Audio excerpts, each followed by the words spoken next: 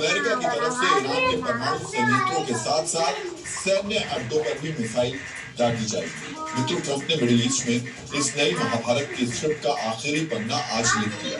Delta force के अभ्यास के साथ ही अब ट्रंप ने घातक नौसैनिक बेड़ों की तैनाती पर भी बड़ा ऑर्डर दे दिया।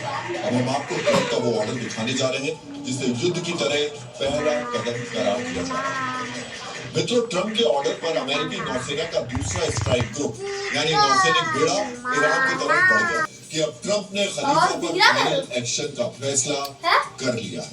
मित्रों, ट्रंप के प्लान के जवाब में ईरान का खेमा क्या कर रहा है ये भी हम आपको बताएंगे, लेकिन उससे पहले आपको बेहद गौर से देखना चाहिए कि ईरान को अमेरिका की कितनी बड़ी फायर पावर ने चारों तरफ से घेर लिया।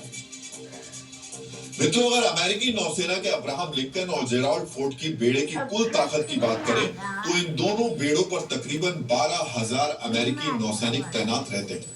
इन दोनों बेड़ों पर कुल 180 लड़ाकू विमान और अटैक हेलीकॉप्टर मौजूद हैं। इसके साथ ही दोनों बेड़ों को 1500 मिसाइल्स की फायर पावर भी हासिल है। समुद्री लड़ाई के लिए इन दोनों बेड़ों के पास 20 भारी तोप। इतनी बड़ी तैयारी और तैनाती सिर्फ और सिर्फ युद्ध जैसी स्थिति में ही की जाती है।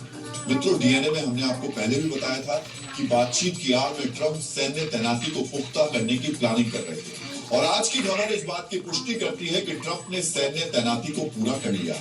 मित्रों, एक तरफ ईरान के इर्द गिर्द अमेरिकी नौसेना की हलचल बढ़ रही है तो दूसरी तरफ ट्रंप ने अमेरिकी थल सेना को भी लामबंद करना शुरू कर दिया।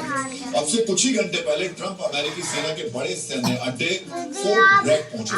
फोर्ट ब्रैग से भी ट्रंप ने ईरान के लिए सख्त संदेश जारी किया। अभी हमारे सामने जो स्थिति है उसे देखते हुए हमने एक बहुत बड़ा नौसैनिक बेड़ा ईरान की तरफ भेजा है। मैं चाहता हूं कि ईरान हमारे साथ कोई अच्छी डील कर ले, लेकिन उनके साथ बातचीत या किसी सहमति को बनाना एक मुसीबत जैसा बन गया। मैंने पिछली बार भी सोचा था कि हमारे बीच कोई डील होगी, लेकिन वो जो चाहते थे उन्होंने वही किया और फिर हमने मिडनाइट हैमर ऑपरेशन को अंजाम दिया। मित्रों, ईरान का खेमा भी समझ चुका है कि अब ट्रंप रुकने वाले नहीं।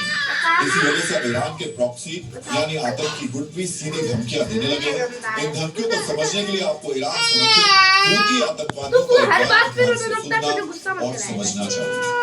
हूती आतंकी गुट अंसराउल्लाह ने कहा है, हमारी वफादारी ईरान और उसके शासन के प्रति आज भी कायम है।